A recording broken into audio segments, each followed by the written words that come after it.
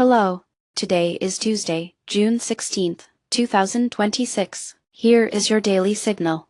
According to Fortune, President Trump announced he expects to sign a deal with Iran on Sunday to reopen the Strait of Hormuz, which has been closed since the escalation of the U.S.-Iran war earlier this year. The U.S.-Iran conflict erupted in early 2026, largely due to disputes over regional power and nuclear policies, and quickly led to the shutdown of the Strait, a vital choke point responsible for much of the world's oil transport. Since the blockade, global energy and aviation fuel markets have endured severe supply disruptions, and African airlines have been warning that jet fuel costs and import reliance are being stretched to the breaking point.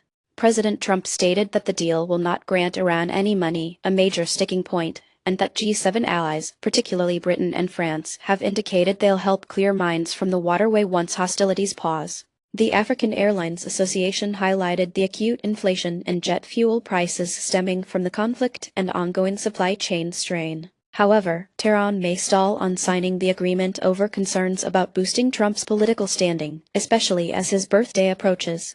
Should the strait reopen in the coming days, oil and jet fuel markets could stabilize rapidly, insurance costs on shipping may fall, and airline cost pressures could ease.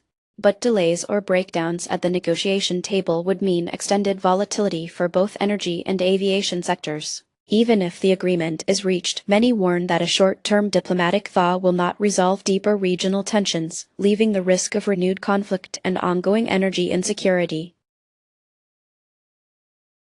Business Insider reports that the Trump administration has imposed new restrictions on the export of U.S.-made advanced AI models, abruptly banning foreign use of Anthropic's Mythos and Fable systems.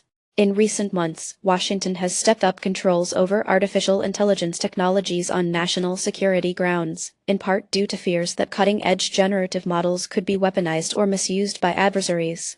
The U.S. government's enforcement action triggered the immediate shutdown of Mythos and Fable for all non-U.S. users, with Anthropic CEO Dario Amodei warning in interviews that the Mythos model's capabilities make it a profound national security risk.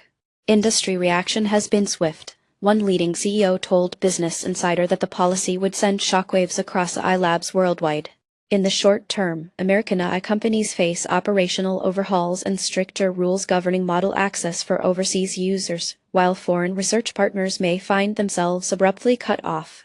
Over time, the move could fragment international AI development, spur adversarial countries to accelerate domestic R&D, and prompt retaliatory regulatory measures abroad, all contributing to a less collaborative and more uncertain global technology environment. New Scientist highlights a breakthrough where a superconducting quantum computer has successfully mined the experimental cryptocurrency QUIP more quickly and efficiently than traditional hardware. Quantum computing exploits quantum bits for ultra-fast calculations and can, in theory, vastly outpace classical computers in tackling complex mining tasks. Ordinarily, cryptocurrencies depend on energy-intensive proof-of-work protocols like SHA-256, but algorithms such as Grover's could dramatically speed up these processes. This new demonstration suggests that, as quantum hardware matures, cryptocurrencies may soon be mined with much less power consumption and at speeds that outstrip even the largest conventional mining farms. In the near term, experimental coins such as QUIP could see mining rewards go to those with quantum access, shifting competitive dynamics. Medium term, the potential for large-scale quantum mining raises pressure on major networks like Bitcoin and Ethereum to adopt quantum-resistant standards, while regulatory authorities may be pushed to act if conventional network security is undermined. Now, onto the markets. U.S. equities were broadly higher, with the S&P 500 up 1.76%, led by strong performance in semiconductors as stocks surged over 5% and Marvell posted a notable gain of 10%. Finance edged up, while real estate and healthcare sectors dipped modestly. International markets were mixed. India climbed nearly 2% and Taiwan jumped over 3%, but Germany, France, and the UK declined, with France's EWQ dropping 1.87% and Belgium experiencing its largest fall at over 2%.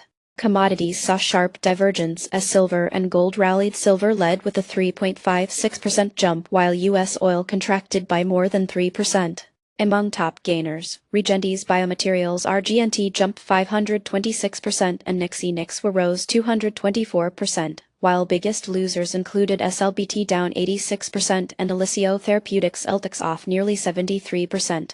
That's it for today. You can find more news and details on our website. Goodbye.